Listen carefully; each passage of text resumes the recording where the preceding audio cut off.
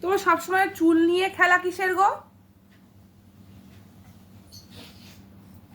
হ্যাঁ, সব সময় দেখি চুল নিয়ে, আমার চুল নিয়ে পড়ো কেন তুমি? চুলটা যত্নে রাখতে হয়, এর জন্য এসব ইউজ করতে হয়। লাগাও লাগাও, খোলো, লাগাবো আমি। সব সময় কি তোমার এই লাগানোর চিন্তা? হ্যাঁ হুম, হ্যাঁ।